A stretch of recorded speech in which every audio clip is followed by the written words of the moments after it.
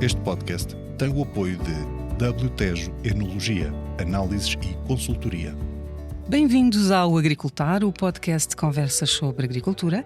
Eu sou Isabel Martins, da Vida Rural, e hoje tenho comigo a Beatriz Pires, responsável de viticultura da Odd Winery. Olá, Beatriz. Olá, Isabel, bom dia. E a Maria Vicente, enóloga também da Odd. Bem-vinda, Maria. Olá, Isabel, bom dia. Muito bem, vamos ter aqui uma conversa sobre vitivinicultura, uma conversa no feminino. Hoje somos 3, vai ser uma conversa longa, aposto, é sempre assim. E uma conversa sobre um projeto muito interessante que é a Odd Winery, e que eu ia começar por perguntar à Maria exatamente o que é a Odd, como é que ela chega a Portugal, o que é que ela veio reconverter numa região que é o Cartaxo, em Vila Xandorique, na vila de Vila Xandorique. Explica-nos um pouco o que é a Odd, Maria. A Odd Winery Farm and Living é um projeto que nasceu no final de 2021 e que, no fundo, é a concretização de um sonho de 2 australianos que reconheceram no nosso país um potencial enorme e, mais concretamente, em Vila Xandorique, encontraram um pequeno oásis. Portanto, temos uma quinta maravilhosa com um lago no meio e completamente assente na sustentabilidade. Portanto, todo o projeto é virado para a sustentabilidade. Temos, de facto, uma biodiversidade enorme na nossa quinta e temos, claro, vinha, montado de sobro e olival. Portanto, este projeto nasce na região como um projeto bastante diferenciador, com o objetivo de fazer nascer um resort na própria quinta, onde teríamos um hotel vínico, teríamos vilas e teremos glampings à volta do lago. Em conjunto com este projeto, nasce todo um projeto agrícola. Portanto, na linha da frente aparecem os nossos vinhos, os vinhos da Odd, e depois temos também toda uma agricultura regenerativa e, inclusivamente, também a implementação de um projeto de agricultura sintrópica no nosso espaço. Já introduzimos alguns animais e é um projeto que, de facto, tem ainda mais vertentes, inclui também enoturismo. Temos restaurantes, o primeiro é o nosso Cellar Door, localizado na nossa adega. Iremos futuramente ter restaurantes de assinatura e, portanto, será um espaço também de experiência. Uma ode é um poema lírico, é um expressar de emoções e, no fundo, é uma ode a Portugal, à região, à nossa gastronomia, aos nossos vinhos e, claro, aos bons momentos. Muito bem, portanto, um projeto muito complementar, muito multidisciplinar, não é? Que toca aqui em várias valências, digamos, mas sempre com esta linha comum da sustentabilidade, como disse a Maria. Beatriz, que desafios é que encontra como responsável, e agora falando um pouco mais da parte da vinha, como responsável de viticultura, nesta vinha que para si deve ter sido desafiante, em primeiro lugar, porque era uma vinha que esteve ali há alguns anos um bocadinho ao abandono, não é? Sim. Portanto, já tinha algumas castas, que até eram algumas castas nobres e castas que fazem parte um pouco da seleção da maior parte dos produtores nacionais, mas que estavam um pouquinho maltratadas, não é? Portanto, logo esse primeiro desafio. É verdade. Eu acho que, acima de tudo, é um desafio, sem dúvida, mas o que vimos ali foi uma grande oportunidade, porque este abandono e estes desleixos, se calhar do passado, permitiu então que toda uma envolvência do ecossistema se desenvolvesse e uma biodiversidade que, se calhar, se tivesse sido totalmente acompanhado, não se teria desenvolvido. E isso ajudou muito a entrar também em todo o nosso modo de trabalho e metodologias de trabalho. E essa biodiversidade permitiu que tudo o que já existia na envolvência da própria vinha e de cada parcela, não só o montado sobre, que também é a parte mais representativa, mas também todos os arbustos, as árvores, tudo o que era flora e fauna ao redor das parcelas, permitiu também que a própria implementação da nossa estratégia não fosse tão chocante como é talvez às vezes numa vinha ou numa parcela que esteja seja uma produção convencionada ou uma produção que também não respeita ou não dá tanta atenção à biodiversidade como nós. Ou começar de novo, não é? Ou seja, recomeçar de novo, exatamente. Portanto, aqui permitiu exatamente reaproveitar o que lá estava, ou seja, no fundo foi só poder aproveitar todas as coisas boas e tudo aquilo que a própria quinta já estaria, por tudo isso a render. Aqui o principal desafio foi porque no fundo a sustentabilidade tem vários pilares, não é? Como sabemos, e a nível económico é fundamental, porque isto acaba por ser também um negócio e no fim do dia é preciso apresentar um produto de qualidade e um produto que de facto possa representar essa metodologia de trabalho, mas que no fundo seja de qualidade. E por isso aqui o desafio é fazer aqui o balanço mais sério entre de facto fazer o respeito pela biodiversidade, o respeito por também a envolvência dos ecossistemas que já lá habitavam, não os estragando, e que ao mesmo tempo possamos ter aqui um produto de qualidade e um produto que seja sustentável economicamente falando. Beatriz, o que é que foi mais surpreendente? Estava-me a dizer que acabou por olhar como uma oportunidade para o tal abandono da vinha, portanto Sim, era sim. uma vinha que se calhar muito menos produtiva naturalmente do que uma vinha que estivesse a ser tratada com assiduidade. Mas o que é que a surpreendeu? O que é que foi para si um grande potencial dentro desse espectro todo que estava a falar, da biodiversidade que entretanto se foi criando, fauna, flora, tudo isso, que lhe permitisse ver, está aqui um ponto que é absolutamente decisivo para a nossa estratégia de sustentabilidade? Eu acho que aqui o mais engraçado também de ver, e já sabíamos que a vinha era uma planta no fundo resiliente e que podia batalhar facilmente. Aqui o mais interessante foi perceber que de facto a vinha aqui no concreto se mostrou completamente vitoriosa, porque depois de tanto tempo assim também a levar, acabou por mostrar que conseguiu superar e consegue viver nas piores condições e sem grande ajuda humana.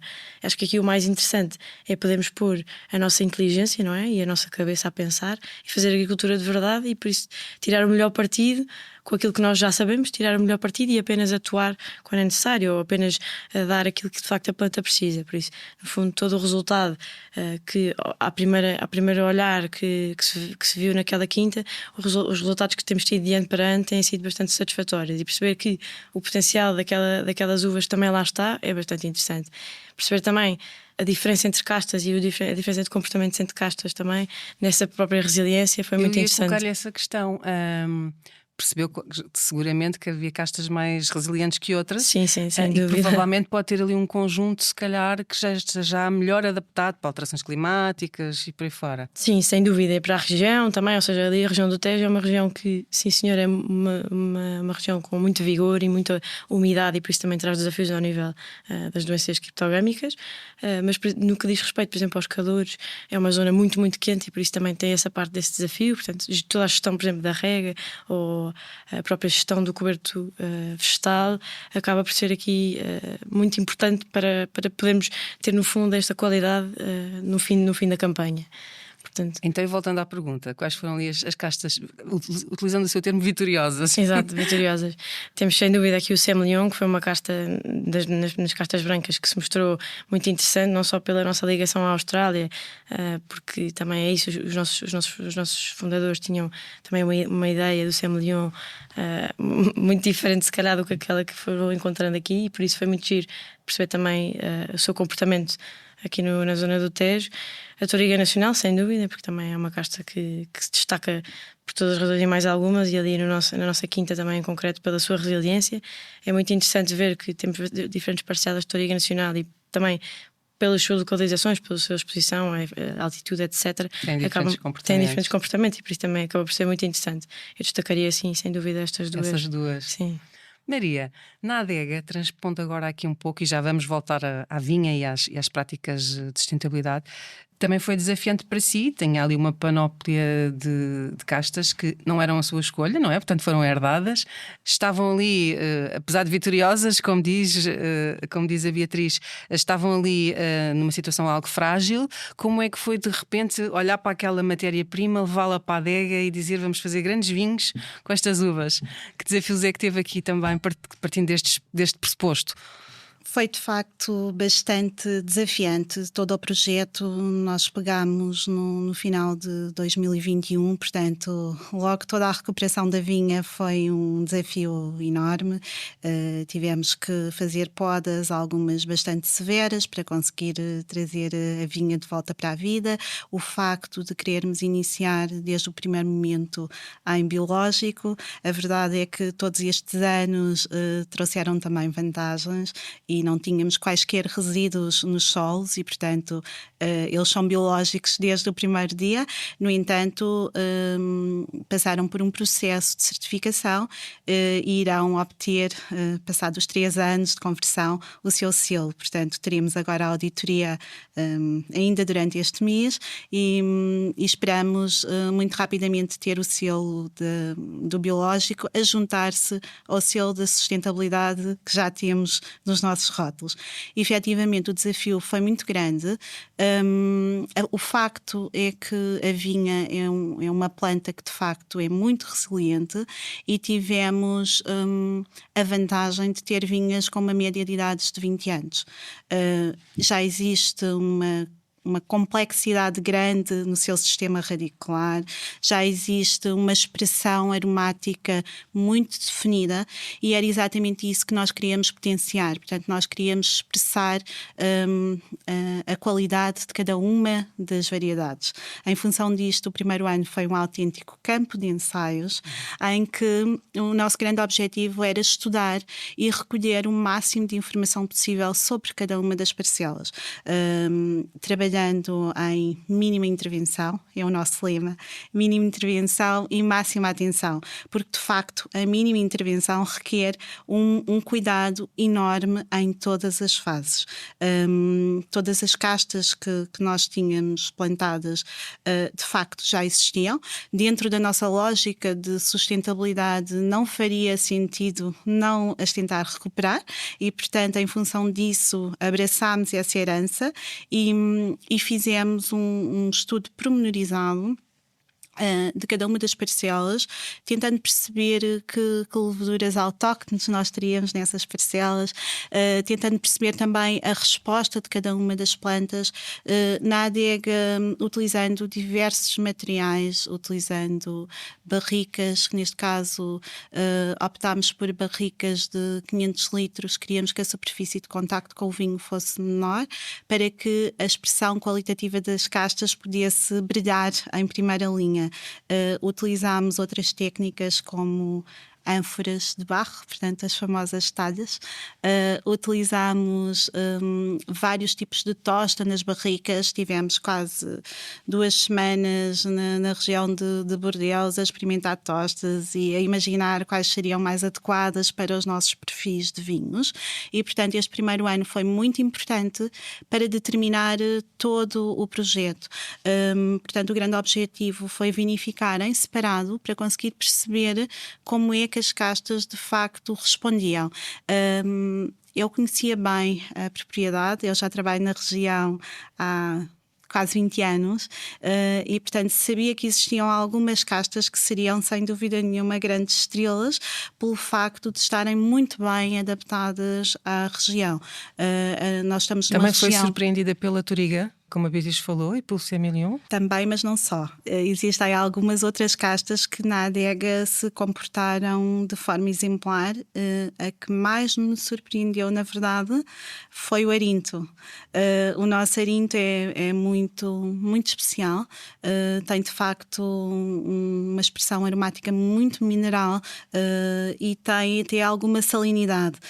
Isto, de facto, é muito interessante porque é uma casta nobre nas nossas castas portuguesas. Nós somos um país que tem uma riqueza enorme. Nós temos mais de 250 castas. Eu penso que os estudos já vão nas 282 identificadas e, portanto, temos aqui um potencial genético enorme e, naturalmente, as nossas castas adaptam-se também muito melhor e são mais resilientes às alterações climáticas, que são uma realidade e que nós temos vindo a sentir com cada vez mais, não é? A verdade é que aqui nós temos 3 vindimas na Ode. São todas diferentes, provavelmente. São todas diferentes e em cada ano nós estamos a começar cerca de uma semana mais cedo e, portanto, aqui já nos dá uma indicação clara sobre o que é que nós podemos esperar. Portanto, de facto, o primeiro ano foi muito desafiante, tanto na vinha como na adega. Mas foi um ano também de descoberta, não é? Como estava a dizer. Muito estudo, muita descoberta. Tínhamos uma expectativa muito elevada nos perfis que iríamos conseguir criar. Ficámos muito satisfeitos com os resultados obtidos. De facto, lançámos em 2023 4 brancos no início do ano e apenas um tinto. Lançámos varietais, Semillon, Viognier, 2 castas francesas, e lançámos o Arinto e o Fernão Pires, a nossa casta autóctone. De facto, a Touriga Nacional comportou-se também muito bem. Dentro do nosso encepamento e nas castas tintas é uma estrela. Temos vários perfis de Touriga Nacional de acordo com o terroir onde eles estão inseridos. Nós estamos numa zona de transição, portanto a região do Tejo é atravessada e marcada pelo Rio Tejo e de facto tem uma influência muito grande no clima, é um grande moderador do clima, e nós conseguimos, dentro do nosso terroir, em que temos as uvas brancas fundamentalmente junto ao rio, no campo, e temos as uvas tintas no bairro, com um terreno mais argilo-calcário. Dentro destes terroirs existem microterroirs. Temos diferentes posições, temos diferentes tipos de solo, algumas manchas arenosas, e portanto tudo isto contribui para que seja possível apresentar perfis completamente distintos. Lançámos uma Touriga Nacional de maceração carbónica, portanto um método de vinificação em que a uva não é esmagada e que os cachos fermentam inteiros. Portanto, isto resulta num vinho com taninos muito leves, muito baixos, com muita frescura e com um grau alcoólico baixo e muita fruta. Este, de facto, é um perfil muito diferente do habitual, mas que teve uma recepção muito calorosa. Lançámos também uma Touriga pisada a pés em Lagares, onde fomos buscar toda a fração aromática mais apimentada da Touriga Nacional, e lançámos uma Touriga dita mais convencional, já com algum estágio em barrica, passando pelos ovos, também pisada a pés em Lagares, onde utilizamos também os engaços para manter mais frescura ainda na nossa Touriga Nacional, e aplicamos todas as técnicas de mínima intervenção que naturalmente exigem um cuidado muito maior. Este cuidado passa por uma higiene rigorosíssima na adega, passa por muitas análises, portanto nós fazíamos análises tanto nos solos como nos mostos, como já nos vinhos, para perceber como é que tudo está a evoluir. O que é fundamental é conseguir apanhar no momento certo em que exista um equilíbrio nos mostos que permita depois não ser necessário fazer correções. Portanto, o grande objetivo é fazer o mínimo possível de adições, e para que isso aconteça nós temos que conseguir encontrar um grande equilíbrio na vinha. Os grandes vinhos são feitos na vinha, e na adega o nosso grande objetivo é conseguir conduzir estas fermentações sem fazer adições. Temos algumas ferramentas que nos ajudam a conseguir este objetivo. A nossa adega dispõe de sistema de frio. O sistema de frio, de facto, é bastante vantajoso. Temos lagares de pisa-pés, temos lagares robóticos que permitem também controlar as extrações, mais tanino, menos tanino, mais extração ou menos extração de cor. Temos as ânforas, que são um método absolutamente ancestral e que não poderia ser mais natural, e todo o processo é conduzido de forma a conseguirmos ter a maior expressão qualitativa de cada uma das castas. Não quero com isto dizer que não existam lotes, porque existem. Nós em Portugal somos de facto um país tradicional na produção de lotes. Temos alguns lotes também, mas de facto o que acabou por acontecer foi nós queríamos que o primeiro ano fosse um grande campo de estudos e queríamos ter resultados. Se iria resultar em monovarietais, iríamos ver, não é? Dependia muito do equilíbrio que os vinhos conseguissem encontrar. Eu posso dizer que inicialmente achei que iria lutear o Arinto com o Fernão Pires, mas a verdade é que ambos apresentavam-se com uma elegância e com uma genuinidade enorme que nós queríamos de facto trazer a público e mostrar que valiam por si, não é? Que valiam por si só, exatamente. Maria, estas diferentes técnicas de vinificação que falou para a mesma casta, que resultam em perfis de vinhos diferentes, como estava a falar no caso da Touriga Nacional, é uma estratégia de facto para ter no mercado estes vinhos diferentes da mesma casta, ou é só ainda uma procura pela melhor forma de abordar a casta?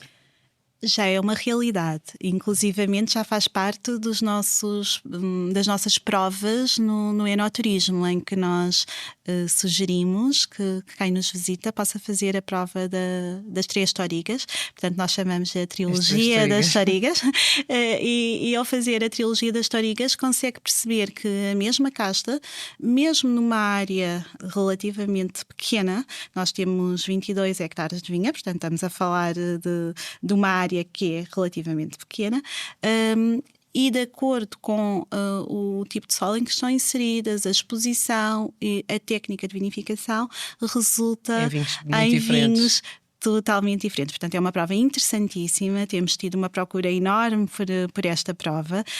De facto, nós somos muito criativos. Eu adoro fazer vinhos diferentes, adoro experimentar. E este ano tivemos mais algumas novidades. O ano passado fizemos também um passito que veio de uma inspiração. Eu vou provar todos os anos em concursos internacionais e vou sempre provar em Itália. Nós encontramos um flight de passitos em todos os anos na prova e este ano que passou resolvemos fazer um passito, portanto o método de Vamos apacimento... explicar para quem está a ouvir e não sabe o que é um passito. O método de apacimento consiste em apanhar as uvas já bastante maduras e colocá-las a secar em esteiras nas partes mais altas da adega. Portanto, cria-se ali algum efeito de estufa e a concentração dos açúcares é feita em casa, portanto, em vez de ser feita na vinha, como habitualmente nas colheitas tardias. Portanto, resulta num perfil muito interessante, muito complexo. Foi apenas uma experiência de algumas garrafas, mas correu muito bem. Temos utilizado fundamentalmente nos jantares vínicos e é sempre uma estrela no final da refeição. Este ano fizemos também um Pet Nat, que é outro dos vinhos que está agora também a ganhar algum terreno, sim, não é? É um Petit-Lin naturel, ou seja, é também um método ancestral para a produção dos espumantes, que foi um projeto especial que na verdade foi feito para o mercado da Polónia. A primeira questão que tinha, voltando aqui um pouco atrás, conseguiram salvar, digamos assim, toda a área de vinha? Ou houve necessidade de fazer algumas replantações pontuais? Ainda não fizemos replantações, planeamos fazer sim, porque naturalmente nem toda foi possível salvar. E acima de tudo, também havia castas que achámos que não faria sentido no nosso portfólio, no fundo. Um bocadinho aqui a reestruturação.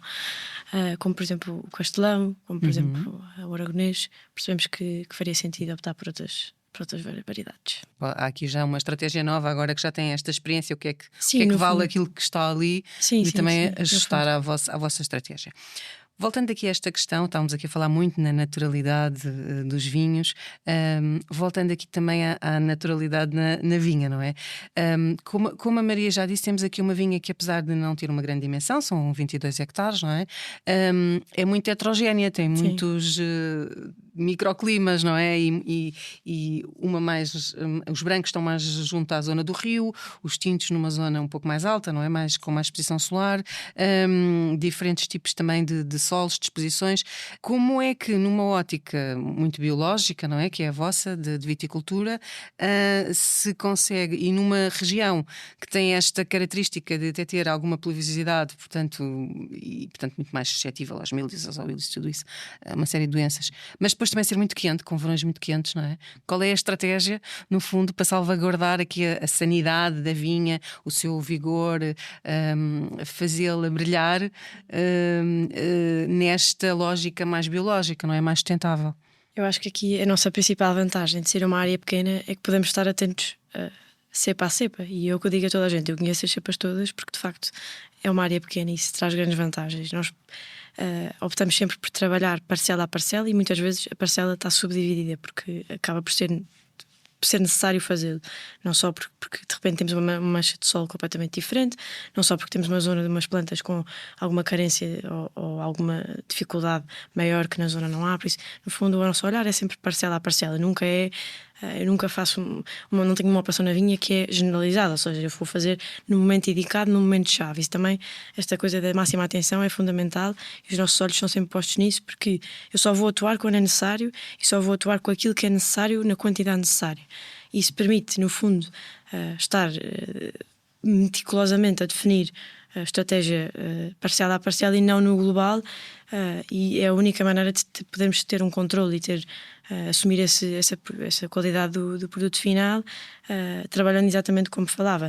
Eu não diria tão só em biológico como chavão, mas no fundo nós queremos trabalhar com a natureza. Trabalhar com a natureza é poder olhar para ela e perceber. Por exemplo, uma coisa muito que hoje em dia se fala muito é na parte dos cobertos vegetais e enraivamentos. De que maneira é que o enraivamento que eu já lá tenho natural, que tipo de espécies é que eu tenho e que serviço é que elas me podem dar?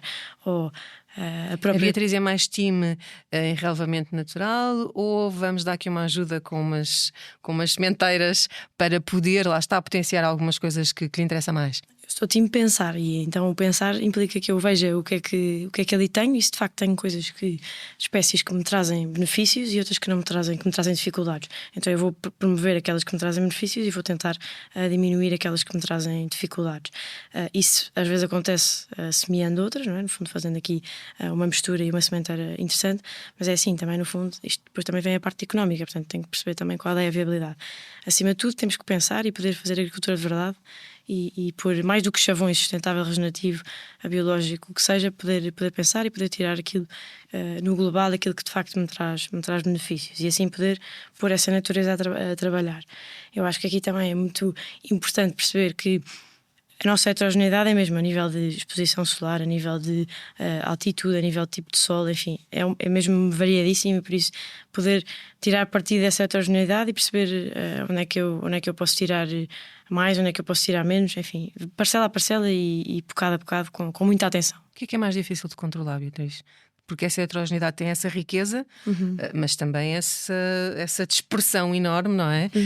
Que requer a máxima atenção, como disse, mas a máxima atenção dá-me trabalho, não é? Sem dúvida, sem dúvida. Aqui tem sido a maior dificuldade e que me tem surpreendido imenso, tem sido aqui a cigarrinha, tem levado aqui uma grande pujança nos últimos anos e o facto de termos muita biodiversidade, ou seja, no fundo nós não queremos acabar com a cigarela, mas no fundo tentar puxá-la para outros lados que não a vinha acaba por ser aqui o principal desafio. E acho que também, no fundo, o desafio é equilibrar nutricionalmente a vinha para que também, não só a cicadela, mas outras pragas e doenças não a ataquem, no fundo. Uma pessoa que eu conheço e que sigo frequentemente diz muito uma coisa que é, no fundo, podemos comparar a vinha ou outra cultura qualquer como um ser humano.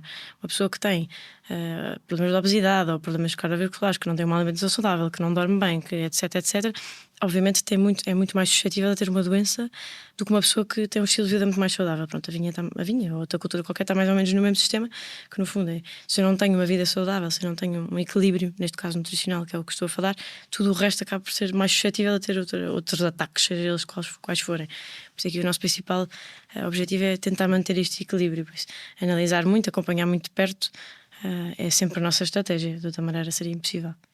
Estava a falar há pouco na nutrição da vinha.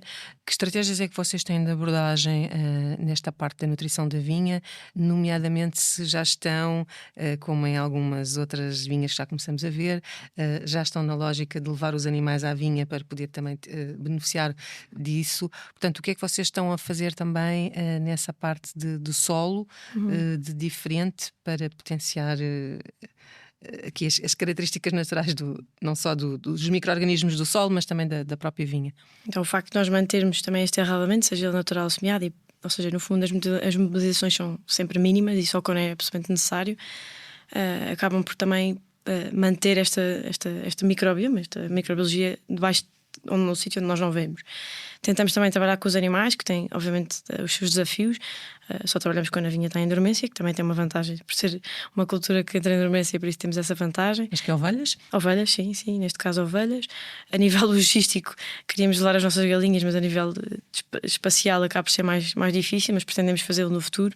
Aqui eu acho que é importante, e como a Maria falava também no princípio, que é, no fundo, o objetivo do projeto é ser todo ele integrado, portanto, que não seja um projeto turístico e que eu tenha tudo em separado, ou seja, tenho ali a zona da pecuária, tenho ali a zona da horta, tenho ali a zona da vinha, portanto, que tudo possa ser introduzido, e por isso também já estamos a trabalhar em vários sistemas de ensaio, em que pretendemos incluir não só uma parte de hortícolas, como a parte da vinha, como a parte do animal, portanto, já temos alguns essa lógica sintrópica também que a Maria falava no início, não é? Isso já está a começar a ser implementado. Temos um ensaio e, portanto... O que é que queria? Conte-nos lá, que eu acho fascinante. Não, no fundo temos um ensaio que é uma zona que temos uma vinha não só conduzida de uma maneira um bocadinho diferente, portanto com as curvas de nível, como também os próprios... o objetivo também do sistema de condução será adotar um sistema diferente que permita os animais, neste caso as ovelhas, andar lá sem que tenha que ser naquela altura do ano em que não me comem as folhas, basicamente. Portanto, um sistema de condução que seja um bocadinho mais alto. Também umas linhas com um compasso um bocadinho maior, para que no meio eu possa introduzir algumas culturas que naturalmente não vemos na vinha, neste caso hortícolas. Também dentro do montado de sobre. Dentro de hortícolas, o que é que estava a pensar? Essa parte também tenho aqui uma ajuda de um colega meu, que é o Denis, que também trabalha nessa parte e pretende, para já vamos começar aqui nas abóboras, melancias, por aí, que são coisas assim mais rasteiras para começar, mas pronto. Todo este ensaio também se insere numa zona de montado dobrado, portanto, que também traz aqui alguns desafios no que diz respeito à manutenção da água naquele local. Portanto, estamos aqui a fazer umas experiências para que, se de facto virmos o que é que resulta, o que é que não resulta, podemos replicar ao longo da quinta. Portanto, ou seja, perceber aqui e pensar num sistema muito mais integrado que o sistema dividido. Esta lógica de sinergia que faz de facto todo o sentido. O que vos ia perguntar agora é assim: claro que há aqui uma estratégia muito bem alinhada, não é? Que parte dos acionistas e das pessoas como vós, que entusiasmadas pelo projeto e que colaboram com ele todos os dias.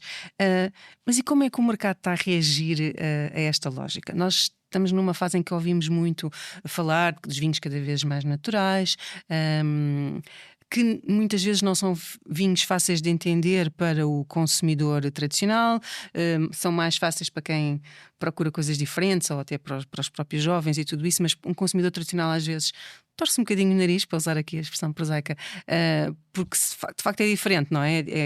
É difícil de entender. Como é que o mercado reage não só a esta lógica mais naturalista na vinha, mas também a este perfil de vinhos mais naturais? As pessoas gostam, é diferente, valorizam? A verdade é que nós fomos extremamente bem recebidos. O nosso projeto teve uma aceitação enorme. Nós já estamos a nível nacional em todo o país e nas ilhas. Eu posso dar este exemplo que é bastante esclarecedor, porque não temos tido mesmo mãos a medir. Eu na sexta-feira fui para o Porto, fui apresentar um jantar vínico no The Lodge e no dia seguinte acordei às 5h30 da manhã para estar no evento do Ânfora Wine Day, na Herdade do Rocinho, que foi um evento fantástico. Nós já temos também alguns vinhos de talha, uma vez que eu sou alentejana, e em função disso achei que era muito giro termos os vinhos de talha, que vão completamente de acordo com a nossa filosofia. Estamos nos mercados externos também, portanto já temos muitos mercados na Europa, já temos alguns mercados na Ásia e estamos agora a começar com o Brasil, já estamos em África também. Portanto, a verdade é que o projeto foi extremamente bem recebido, toda a nossa imagem é também muito orgânica, o que atraiu imediatamente o público. Nós temos de facto uma rotulagem muito atrativa e muito simples, portanto todo o projeto é muito simples. Nós queríamos ter uma imagem que transmitisse essa simplicidade, mas ao mesmo tempo muito complexo. Esta é a realidade. Foi muito bem aceito, os perfis de vinho são de facto muito interessantes. Eu acho que nós conseguimos expressar cada uma das castas na sua plenitude e acho que fomos bem entendidos pelo mercado. Mas há um consumidor tipo dos vossos vinhos, porque estamos a falar aqui num segmento mais premium, não é? Completamente. Portanto, desde o início, o nosso objetivo foi trabalhar no segmento premium e, portanto, todo o nosso trabalho foi feito nesse sentido e nem faria sentido se fosse de outra forma. De facto, os vinhos de mínima intervenção têm tido cada vez mais aceitação e são cada vez mais consensuais. Essa é a realidade, porque os perfis são muito expressivos e são muito bem compreendidos pelo nosso público, inclusivamente já estamos em vários pairings de restaurantes estrela Michelin, portanto a verdade é que fomos extremamente bem recebidos. Eu estava aqui a olhar para o tempo e assustadíssima porque galopou. E portanto vamos ter que concluir. Beatriz, uma última questão. Que recebe pessoas na vinha? Claro que sim. As pessoas gostam de ir à vinha ver como é que, enfim, a origem da matéria-prima daquilo que depois vem na garrafa, compreendem. Há um storytelling também muito, muito focado na vinha para vender o vosso vinho. Sem dúvida, e acho que faz todo sentido no fundo, porque a Maria já disse, e o vinho começa na vinha, e por isso ali acaba por ser muito interessante também poder visitar in loco aquilo que é feito depois na adega, aquilo que é concretizado em todas as nossas referências. Acho que ali a principal, o que parece-me a mim mais interessante é que possam acompanhar, por exemplo, fazer visitas anuais, ou seja, uma coisa mais para que se possa acompanhar a evolução, porque de facto a nossa vinha então é notória aqui a evolução de ano para ano e por isso acaba por ser muito interessante. Cada vez mais há pessoas mais interessadas na parte de viticultura e eu acho que faz todo o sentido, porque no fundo é isso, um bocadinho querem perceber a gênese e de onde é que provém os vinhos e como é que surgem certas características ou coisas que se calhar não conseguem explicar só pela prova e por isso acaba por ser muito interessante por aí. E a quinta em si também acho que traz bastante interesse nesse aspecto no que diz respeito a visitas e por isso as pessoas cada vez mais interessadas. Sim. E envolvidas. Última questão para as duas. O que é que estão neste momento a sonhar para a vinha e para a adega, assim, de novos projetos, de inovações? O que é que vos está a fazer brilhar agora os olhos a nível daquilo que gostariam ainda de implementar? Beatriz, na vinha. Eu diria que é pôr então aquele projeto, aqueles pequenos ensaios que tínhamos a andar e perceber qual é o resultado e fazer, portanto, a primeira vindima naquela parte e perceber qual é que é isso? Sim. E perceber qual é que é o resultado de facto qualitativo, que no fundo é esse que estamos à procura. Maria, vêm os 3 arintos ou não? Na adega, a verdade é que nós temos tantas ideias e tanta criatividade e tanta coisa a acontecer. Eu acho que o que podem esperar da adega é sempre novidades. Portanto, gostamos também dessa parte experimental e o que acontece é que todos os anos nós temos uma ideia nova e tem sempre que haver algo novo no nosso portfólio. Mas há alguma coisa com que sonha? Ou seja, ali há algum projeto que está-se a fazer, quer a nível de técnicas ou de castas, enfim? Vários, essa é a realidade. Portanto, como disse, vai ser difícil segurar a Maria, primeira já experiência foi a maceração carbónica, depois fizemos o nosso primeiro pet nut, fizemos o nosso primeiro passito e, portanto, ainda existem muitas técnicas de vinificação por experimentar. Garantidamente que para o ano vamos ter outra surpresa. Pronto, não leva notícia. Não leva notícia. A Maria está aqui fechadíssima, não me diz o que é que está a preparar. Suspense. Mas enfim, fica a promessa no ar. Muito bem. Maria e Beatriz, foi um gosto conversar convosco e saber um pouco mais deste projeto da Odd Winery e perceber também o vosso entusiasmo aqui por esta enologia mais naturalista e esta viticultura que já praticamente é sintrópica. Já percebi que vai evoluir para aí, nesta lógica muito integrada e de facto é assim que esperamos que evolua a agricultura, não é? Que consiga tirar mais partido da sustentabilidade, da natureza, como a Beatriz disse muitas vezes, portanto, pô-la a trabalhar para nós, não é? E tirar o melhor partido de tudo e desta integração. E é muito reconfortante ver que há projetos como o vosso a andar e com esta filosofia, e é por aqui que a agricultura vai evoluir seguramente. Mais uma vez, muito obrigada pela vossa partilha e por terem estado connosco neste podcast. O Agricultar fica por aqui. Já sabe que pode continuar a acompanhar a atualidade dos agronegócios em vidarural.pt, na nossa newsletter, na app, redes sociais ou numa banca perto de si. Até ao próximo Agricultar. Este podcast tem o apoio de WTEJO Enologia, Análises e Consultoria.